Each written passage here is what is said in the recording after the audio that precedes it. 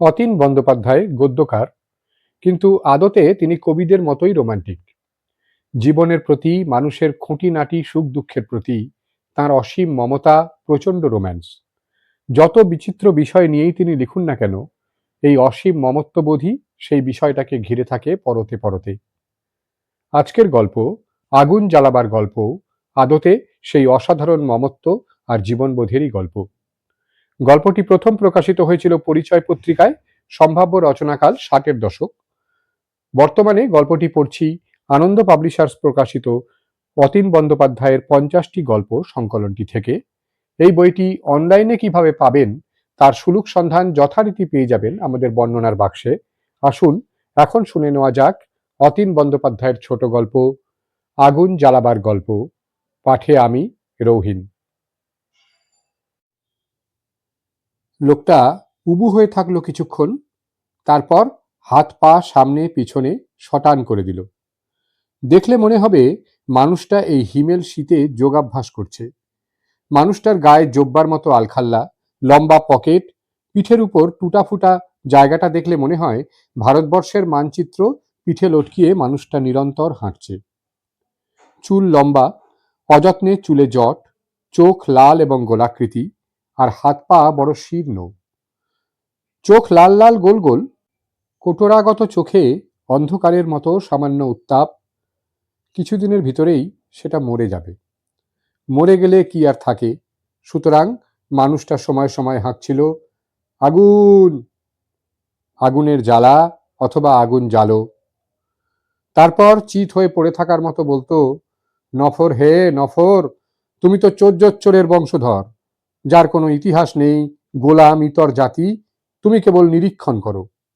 বলতে বলতে মানুষটা লাফ দিয়ে উঠে পড়লো, তারপর দাঁড়ালো এবং ছুটতে থাকলো। হে নফর, তুমি মণিহার পরাও গলে, ফুলের মালাতে ফুল সাজাও। আর কি বলে মানুষটা? বলে, অন্ধকার শরীরে উত্তাপের কল লাগাও।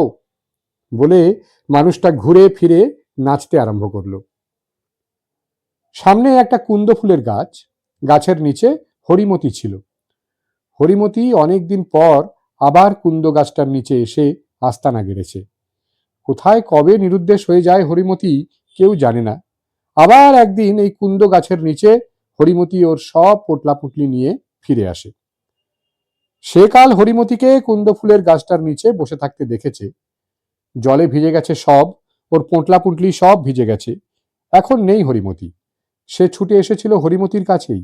হরিমতিকে পেলে সামান্য আগুন চাইতো, কারণ হরিমতির পোটলাপুটলির ভিতর গোটা সংসার।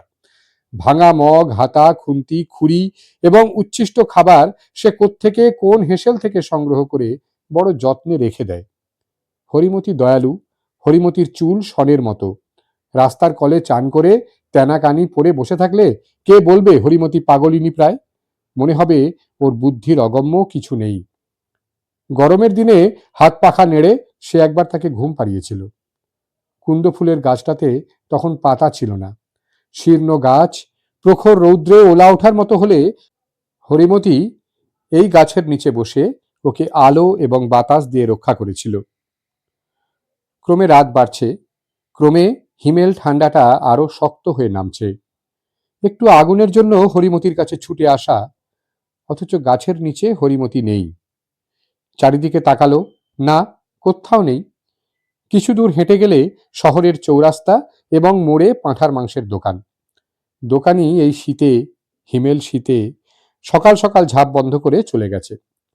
রাস্তাঘাট ক্রমে নির্জন হয়ে আসছিল। শীতের দিনে ক্রমান্বয়ে বৃষ্টি এবং ঠান্ডা এই নগরীকে হিমের মতো অথবা মৃত মানুষের মতো অসাড় করে ফেলেছে।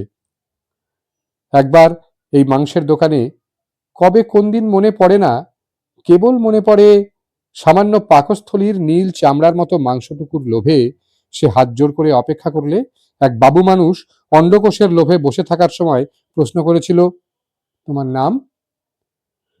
আমার নাম রাজা হরিশ্চন্দ্র। রাজা? বাবু মানুষটা চোখ উল্টে ব্যঙ্গ করেছিল। তারপর সে প্রতিদিন দেখেছে বাবু পাঁঠা কাটা হলেই একজোড়া অন্ডকোষ নিয়ে পান চিবোতে চিবোতে বাড়ি ফিরছে। কি করে যে একবার দোকানিকে ফাঁসির দড়ি থেকে রেহাই দিয়েছিল। দোকানির গোঁপজোড়া দুলে উঠলে টের পায় হরিশ মানুষটা একটা আস্ত মানুষকে এই দোকানের খুপড়ি ঘরটাতে এনে পাঁঠা কাটার দা দিয়ে কুপিয়ে কেটেছিল। লোভ ছিল কার উপর? সে একদিন শুধু হরিমতিকে দেখেছিল রাস্তা দিয়ে যেতে। হরিমতি মানুষটার মুখে থুতু ছিটিয়ে বড় রাস্তায় ছুটে গেছে এবং হাত তুলে যেন সে এক পাখির পালক ওড়াচ্ছে বাতাসে, তেমনি ভঙ্গিতে দাঁড়িয়ে আছে। সেই থেকে কি যেন এক সম্পর্ক মনে হতো। হরিমতি, বাবু এবং দোকানির গোঁপজোড়া দুলে উঠলে কুন্দ গাছের নিচে বসে তার মানুষের জন্য কাঁদত। আর কেবল বাবু মানুষটার সঙ্গোপনে একজোড়া অন্ডকোষের জন্য বসে থাকা।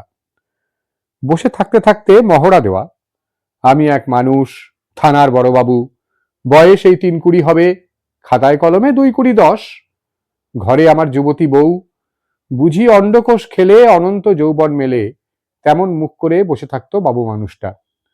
অন্ধকারে যেতে যেতে হরিশের মনে হলো এই বাবু মানুষ এবং দোকানি মিলে হরিমতিকে পাগল করে দিয়েছে। সে ভিতরে ভিতরে কষ্ট অনুভব করল। কোথায় হরিমতি? সে ফের কুন্দ গাছটার নিচে ফিরে এসে দেখল না, এখনো হরিমতি ফিরে আসেনি। কোথায় গেল? এমন বৃষ্টি এবং হিমেল ঠান্ডাতে হরিমতি কোথায় গেল? ওর চোখ মুখ ফুলে উঠেছে, হাত পা ফুলে গেছে, আর নগরীর উপর তীক্ষ্ণ হিমেল ঠান্ডা অবিরাম চললে ফুটপাথের সব মানুষেরা মরে যাবে। সে একটু আগুনের জন্য ছটফট করছে। হায়, একটু আগুন জ্বালাতে পারলে এমন শীতের রাতে অন্তত নিজেকে রক্ষা করতে পারত। হরিশ এবার একটু আগুনের জন্য কাঙালের মতো ছুটতে লাগলো। সহসা কোনো মানুষের ছায়া অন্ধকারে ভেসে উঠলে অনুসরণ, পোড়া সিগারেট অথবা সামান্য আগুন। কিন্তু হায়, পথ কর্দমাক্ত বলে এবং পিচ্ছিল বলে সে ছুটতে পারছে না। সে আগুন ধরাতে পারছে না। পোড়া আগুন জোনাকির মতো জ্বলতে না জ্বলতেই নিভে যাচ্ছে। শীতে হরিশ ঠকঠক করে কাঁপছিল। বাসস্ট্যান্ডের নিচে অথবা পার্কের কোণে পরিত্যক্ত ভাঙা টালির ঘরে হরিমতি আছে কিনা দেখল। থাকলে হয়তো কাঙালের মতো এমন ছুটতে হতো না। হরিমতির কাছে আগুন পাওয়া যেত। হরিমতি পাগলিনী প্রায়, তবু হরিমতির সংসারে সামান্য আগুন আছে। কারণ হরিমতির বয়স আর কত? ৩০ হতে পারে, ৩৫ হতে পারে, আবার ৫০ও হতে পারে। ওর নোংরা, ছেঁড়া এবং কিম্ভূত কিমাকার পোশাকের ভিতর বয়সটা কিছুতেই ধরা যায় না। একবার কবে যেন হরিশ দেখেছিল হরিমতি ফুটপাথের কলে স্নান করছে।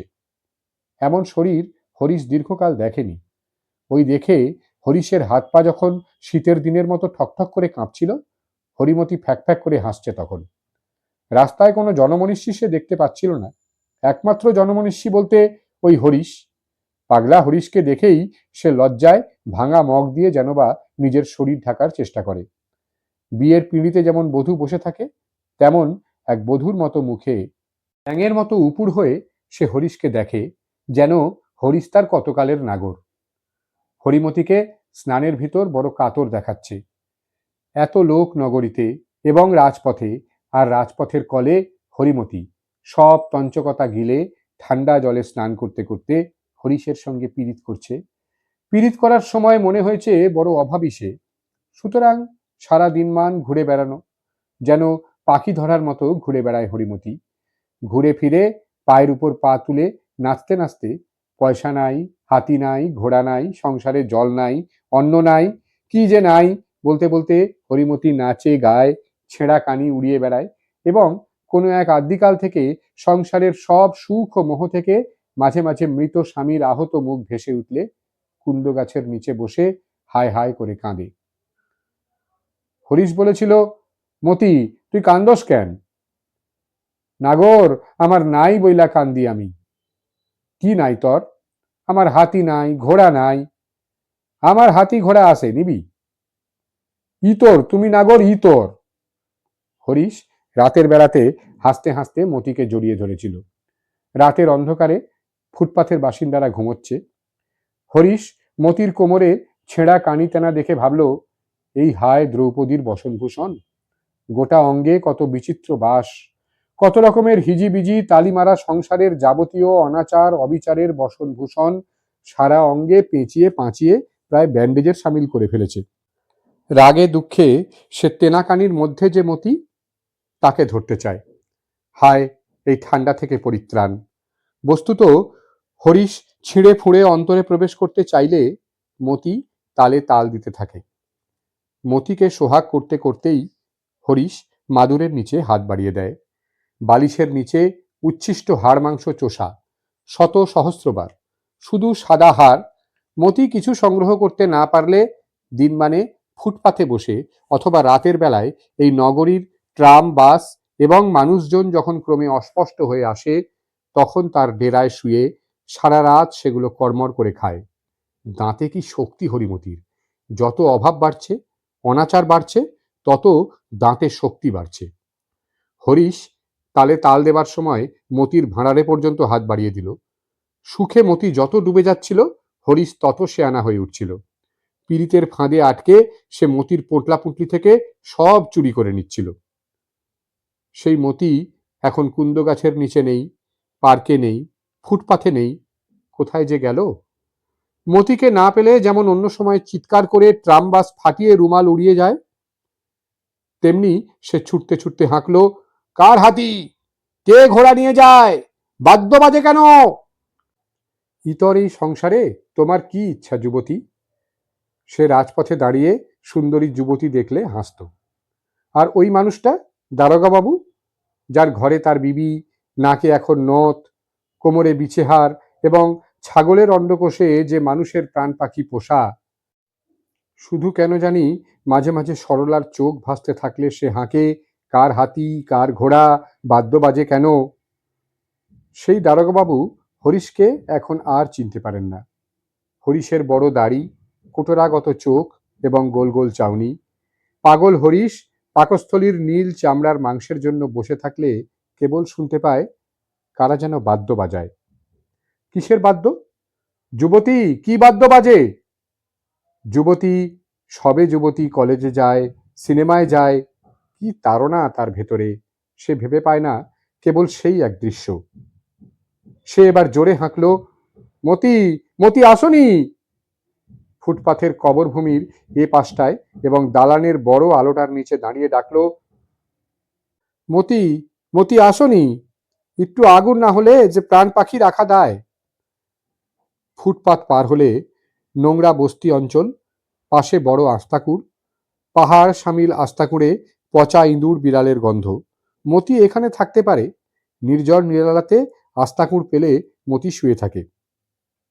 তখন বৃষ্টি ছিল না, আকাশটা ধরে এসেছিল। ছাইগাদায় পোড়া কয়লা, ঝুড়িতে বস্তিবাসীরা পোড়া কয়লা তুলে নিচ্ছিল।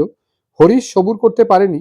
পায়ের উপরে গোটা শরীরের বোল তুলতে তুলতে, বাদ্য বাজাতে বাজাতে দুটো ঝুড়ি চুরি করে যেন হরিশ যুদ্ধে যায়, দামামা বাজিয়ে যুদ্ধে যায়।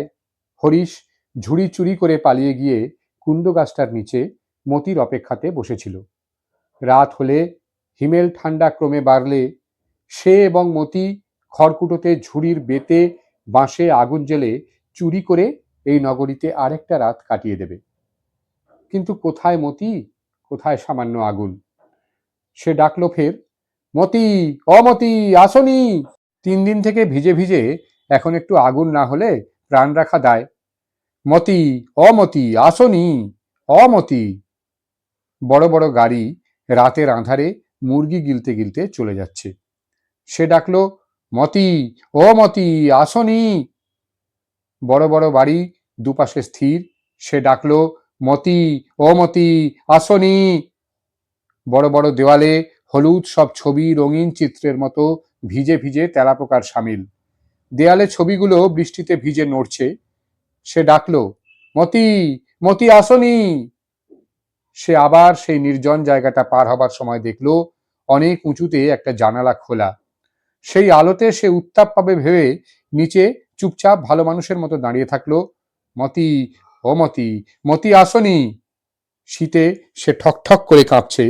তত হন্যে হয়ে নগরময় ঘুরে বেড়াচ্ছে, মতি, মতি আসনি! হরিশ ছুটে ছুটে ক্রমে এক কবরখানায় পৌঁছায়। মতি এখানে গোসা করে চলে আসে। ভাঙা টিনের ছাউনির অন্ধকারে চুপচাপ পুঁটুলি শিয়রে রেখে শুয়ে থাকে। সে ডাকলো, মতি, মতি আসনি! অন্ধকারে মানুষের মতো ছায়া ভেসে উঠল। ঝোপ জঙ্গলের ভিতর ছোট্ট এক ছাউনির নিচে দুবাহু বিছিয়ে মতি উপুর হয়ে আছে।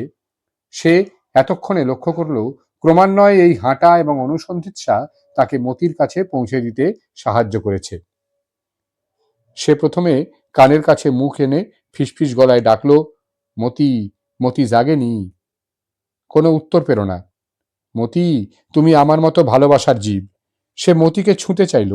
মতির হাত পা বরফের মতো ঠান্ডা। সে মতিকে জড়িয়ে ধরতে চাইল। এই মতি! সে মতিকে ঠেলা দিল এইবার। এই মতি! মতির শরীর শক্ত। কতদিন এমন শরীর শক্ত করে রেখেছে, আজ হয়তো শীতে তা আরো শক্ত হয়েছে। আবার চারাগাছটির মতো শীত পার হলে নতুন পাতা মেলে ধরবে, সুতরাং সে মতির ঠ্যাং ধরে টানতে গেলে দেখল যথার্থই হুঁশ নেই তার। সে এবার কবরখানায় দুহাত তুলে চিৎকার করে উঠল, মতি রে! এখন কি তার করণীয় সে ভেবে পাচ্ছিল না। সে খাবলে খুবলে মতির পোঁটলা পুঁটলি খুলে আগুন খুঁজতে লাগলো। মতির কত কিছু রাখার অভ্যাস, খালি সিগারেটের বাক্স, ভাঙা হাঁড়ি, ছেঁড়া কানি তেনা, যা কিছু পথের সব মতির পোটলা পুটলির ভেতর, মায়ের পাখির পালক পর্যন্ত। কিছু খাদ্যদ্রব্য, মুসুরির ডাল এবং পোড়া রুটি, কতদিনের পচা কে জানে। বাসি দুর্গন্ধ মাছি উড়ে উড়ে জায়গাটাকে পুঁতিগন্ধময় করে রেখেছে। খাবলে খুবলে পোঁটলা পুঁটলি খুলে হরিশ আগুন আবিষ্কার করতে পারল না। সে হতাশায় এবং দুঃখে লম্বা হয়ে গেল। পায়ের নিচে মতি উবুর হয়ে পড়ে আছে। আগুন জ্বালাতে পারলে মতি বাঁচত। সে শেষবারের মতো মতি যেখানে পয়সা লুকিয়ে রাখে, প্রায় ঘাগড়ার নিচে ট্যাঁকে, সেখানে হাত ঢুকিয়ে দিল। ছোট্ট নীল রঙের থলে, কিছু পয়সা, কানাকড়ি এবং পোড়া বিড়ির দুটো অংশ আর ম্যাচ বাক্স। প্রায় যেন রাক্ষসের প্রাণ রূপোর কৌটোয় ভ্রমরের ভিতর। মতির প্রাণ এই থলে, নীল রঙের থলে। সে এবার থলে নিয়ে দুই লাফে সদর রাস্তায় নেমে ছুটতে থাকলো। মতির প্রাণ এই রাজপুত্রের হাতে। সে দুই ঝুড়ি এবং খড়কুটোর অনুসন্ধানে ছুটতে লাগলো। আগুন জ্বালতে পারলে মতি আরেকবার বাঁচবে। সে আলো আঁধারিতে নগরীর এমন নিস্তব্ধ রাতকে ব্যঙ্গ করে হেঁকে উঠল, শহরে কে জাগে? উত্তর এলো, কারা যেন দূরে কোলাহল করে যাচ্ছে, রাক্ষসের ভাই খোক্কস জাগে। সঙ্গে সঙ্গে একদল খোক্কসের গলা পাওয়া গেল। সে নিজের ভয় দূর করার জন্য হাঁকল, কে জাগে? এবার যেন অন্ধকার থেকে উত্তর এলো, আমি মতি জাগি। কে জাগে? সে এবার জবাব পেল, আমি অমানুষ জাগি। হরিশ যত সত্তর পারল খড়কুটো এনে আগুন জ্বেলে ফেলল। আগুন জ্বাললে রাক্ষস খোক্কসের ভয়টা কমে, তাই সে প্রথমে আগুন জ্বেলে কেমন জড় পদার্থের মতো মুখ গুঁজে বসে থাকলো। তারপর মতিকে দেখতেই মনে হলো ওর হাতের মতির প্রাণ পাখি পোষা। সে তাড়াতাড়ি আগুন থেকে উত্তাপ নিয়ে মতির গালে কপালে দিতে থাকলো। মতিকে চিৎ করে শুইয়ে দিল। জলে সব ভিজে সপসপ করছে। সে মতির শরীর মুছে দিল। ঠান্ডায় বেহুঁশ মতির চোখ দুটো সাদা সাদা, হাত পা সাদা সাদা, পাণ্ডুর এবং নাকের নিচে কাটা দাগ। রক্ত গড়াতে গড়াতে বরফ হয়ে গেছে। মতির থেকে থেকে শ্বাস পড়ছে এবং মনে হয় কিছুক্ষণ কি ভেবে ভেবে তারপর মতি শ্বাসের কথা মনে হলে একবার নিঃশ্বাস ফেলছে। সে মতিকে তাড়াতাড়ি কাত করে দিল। পিঠের কাছে আগুন পেলে মতির ফুসফুস পরিষ্কার হতে পারে ভেবে পিঠে এবং পায়ের গোড়ালি পর্যন্ত আগুনের উত্তাপ দিতে থাকলো। কিন্তু মতি যেমন অসাড় হয়ে পড়েছিল এখনো তাই। সাদা ফ্যাকাশে চোখ যেমন ছিল, হাতে পায়ে যেমন জলের ঘা ছিল, এখনো তেমনি সাদা চোখ, পায়ের পাতায় সাদা মাংস উঠে আসছে। জলে জলে মতির পায়ে ঘা হয়ে গেছে। মতির চারপাশে মশা মাছি উঠছে কেবল। সে ডাকলো, হ্যাঁ মতি, তুমি কথা কও, কথা না বললে ভয় লাগে। হায়, সর্বত্র এক নিদারুণ তৃষ্ণা, বেঁচে থাকার তৃষ্ণা। মতি বেঁচে থাকার জন্য এত দূর হেঁটে এসে জলের ঝাপটা থেকে প্রাণ রক্ষা করতে চেয়েছিল, কিন্তু এখন মতি জানে না মতির প্রাণবায়ু ঠান্ডায় এবং শীতে অথবা অনাহারে উড়াল দিচ্ছে। সে দুই হাতে উত্তাপ এনে মতির গালে, কপালে, বুকে এবং পায়ে ঘষতে লাগলো। পা ঘষলে গাল কপাল ঠান্ডা হয়ে যাচ্ছে, গালে কপালে দিলে পা সাদা এবং উরুমুল বরফ হয়ে যায়। মতিকে সে আগুনের দিকে মুখ করে মরা গাছের মতো কাত করে রাখল। আর কাত করতেই মনে হলো মতি বুঝি প্রাণ পাচ্ছে। মতির নিঃশ্বাস পড়ছিল থেমে থেমে, আগের চেয়ে দ্রুত। সে তাড়াতাড়ি মতির ভেজা বসনভূষণ সব চিপে আগুনের উপর টাঙিয়ে দিল। গরমে গরমে শুকিয়ে গেলে শুকনো কাপড়ে আবার মতিকে ফুলমতি মনে হবে।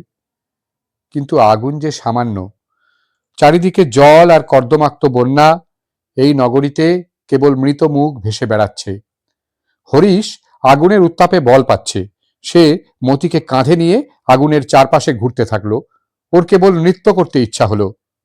কিন্তু আগুন সামান্য জ্বলে নিভে যেতে থাকলে সে মরা মাছটির মতো যেমন কাত করে রেখেছিল, এবারে তেমনি মরা মাছটির মতোই মতিকে মাটিতে চিৎ করে রাখল।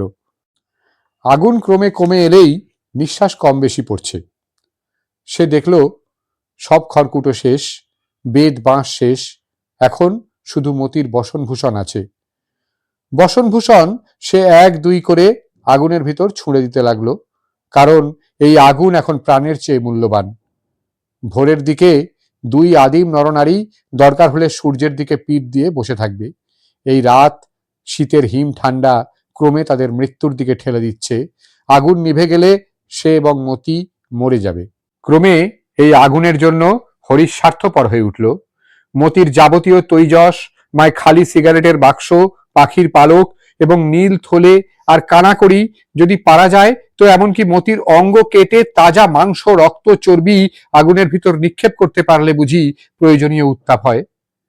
খুদ পিপাসায় কাতর মতির বয়স 20 কি 22, 35 কি 50 ধরা যাচ্ছে না। মতির চোখের নিচটা ফুলে গেছে, হাত পা ফুলে গেছে, মতিকেও আর মতি বলে চেনা যায় না। হরিশ মতির শরীরে হাত রেখে বুঝল এ শরীর আর গরম হবার নয়। সে খুব সংলগ্ন হয়ে বসল, বলল, মতি, তুমি আমার ভালোবাসার জীব। বলে সে তার মতিকে নিয়ে এবং সামান্য আগুনের উত্তাপ নিয়ে কেমন জড়াজড়ি করে বাকি রাতটুকুর অপেক্ষাতে পড়ে থাকল। আশা ভোর হলে সূর্য উঠতে পারে আকাশে। প্রাতঃকালে সূর্য আকাশে কিরণ দেবে ভেবেছিল, কিন্তু হরিশ চোখ মেলে দেখল আজও ঈশ্বর তাঁর নীল উজ্জ্বল ছায়া ছায়া আগুনের ঘর আকাশের গায়ে টাঙিয়ে দেননি। তার গায়ের জোব্বা, তার পিঠের দিকটা টুটা ফুটা ভারতবর্ষের মানচিত্রের মতো, এবং যা তাকে অন্য শীতের রাতে উত্তাপ দিতে সাহায্য করবে সেই পরম প্রয়োজনীয় বস্তুটি, যা না হলে কাল রাতে অথবা পরশু রাতে সেও মতির মতো অস্থানে কুস্থানে মরে পড়ে থাকবে, শরীর থেকে খুলে সে মতির শরীর ঢেকে দিল। ছেঁড়া তালিমারা পায়জামা খুলে মতিকে পরিয়ে দিল, যেন সাদা থান কাপড় অথবা কাফনের মতো কোনো বস্তু। কারণ মতির কি জাত এবং কি ধর্ম সে এ সময় আর ঠিক করতে পারছে না। কেবল ওর এখন মতির চারপাশে ঘুরে ঘুরে নৃত্য করতে ইচ্ছে করছে। নৃত্য না করলে, ঘুরে ফিরে না নাচলে কুদলে হিম ঠান্ডাতে তার শরীর বরফ হয়ে যাবে। সে এবার মাথায় ডান হাত রেখে, পাছায় বাঁ হাত রেখে, কোমর দুলিয়ে মতির চারপাশে ঘুরে ঘুরে নাচছিল আর গাইছিল, মাগো তুই ভারতবর্ষ, টুটা ফাটা তোর শরীর, আমি মা রেতের বেলা পোকামাকড়, দিনের বেলা পাগলা হরিশ। এতক্ষণ আমার কণ্ঠে শুনছিলেন অতীন বন্দ্যোপাধ্যায়ের ছোট গল্প আগুন জ্বালাবার গল্প। শোনা যেহেতু শেষ, তাই এবার স্বচ্ছন্দে চলে আসুন মন্তব্যের বাক্সে, জানিয়ে যান ভালো মন্দ যা হয় দু চার কথা, যেমন আপনার মনে হলো। ভালো লেগে থাকলে আসার সময় একটা লাইক মেরে দিয়ে আসতে ভুলবেন না যেন, আর পরে সময় করে একটু পরিচিত জনের মধ্যে শেয়ার করে দিতেও। চ্যানেলের সাবস্ক্রিপশন এখনো যদি না করে ফেলে থাকেন তবে সেই অনুরোধ রইল। ভালো থাকুন সবাই। গল্পে, আড্ডায়, ভাবনায়, চেতনায় কাটুক দিন। দেখা হবে যথাসময়। আজ তাহলে আসি।